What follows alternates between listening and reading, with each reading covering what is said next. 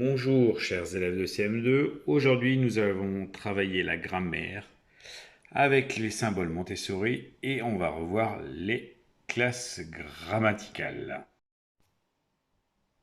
Et pour cela on va utiliser les symboles de grammaire Montessori que l'on fait habituellement. Vous pouvez prendre un crayon feutre pour chaque couleur ou bien, petite astuce, faire plusieurs symboles et les découper.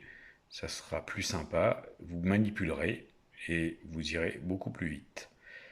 Donc, on rappelle le nom en noir, un triangle, le déterminant en bleu clair, l'adjectif en bleu foncé, le pronom en violet, le verbe en rouge, l'adverbe en orange, la préposition en vert, la conjonction en rose et l'interjection en jaune. Mais est-ce que vous vous rappelez ce que c'est tout ça? Si ce n'est pas le cas, je vous invite à reprendre cette fiche de grammaire qu'on avait fait en début d'année, où il y avait toutes les classes grammaticales avec les couleurs associées. En rouge, les adjectifs ou les adnoms, vous vous rappelez, qui vont avec le nom, ils donnent des détails sur le nom, ils s'accordent en genre et en nombre. Les noms, qui désignent une personne, un animal ou une chose, ils varient en genre et en nombre. On a des noms propres et des noms communs.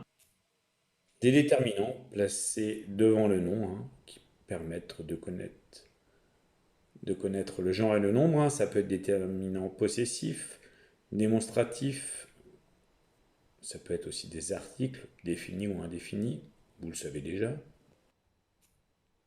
Ensuite, on a les pronoms qui remplacent le nom ou le groupe nominal pour éviter les répétitions.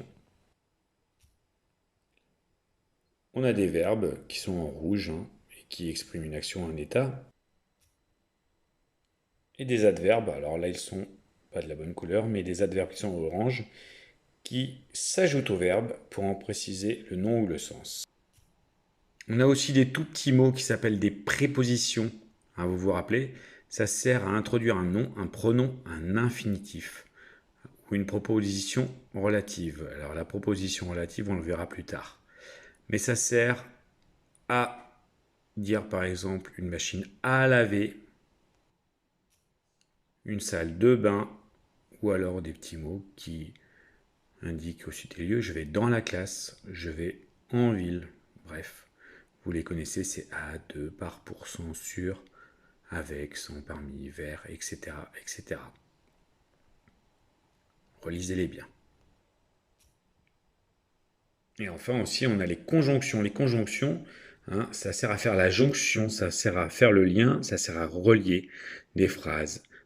Les conjonctions de coordination, c'est mais, ou et donc ornicar. On avait aussi le petit rituel pour se dire comment on les reconnaît. On dit la phrase mais où et donc ornicar.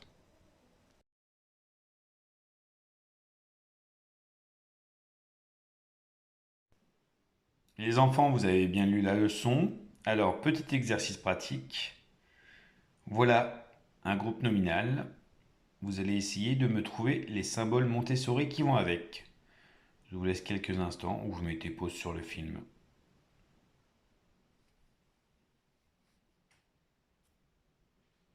Voilà la réponse.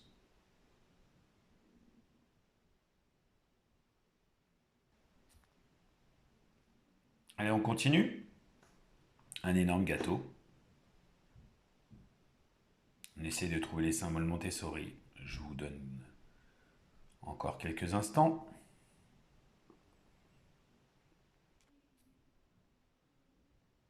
Voilà la réponse. Déterminant, adjectif et nom. Allez, plus dur. L'écolier porte un sac. Allez, une phrase.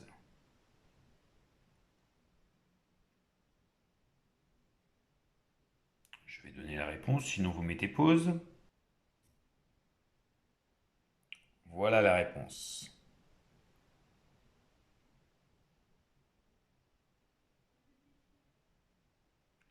Une autre. Le peintre peint admirablement. C'est à vous. Vous mettez les symboles ou vous mettez pause.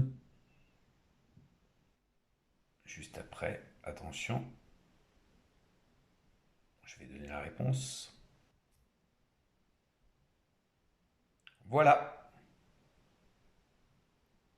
Alors, vous allez prendre votre feuille qui a été donnée dans le plan de travail et vous allez colorier les phrases, enfin les mots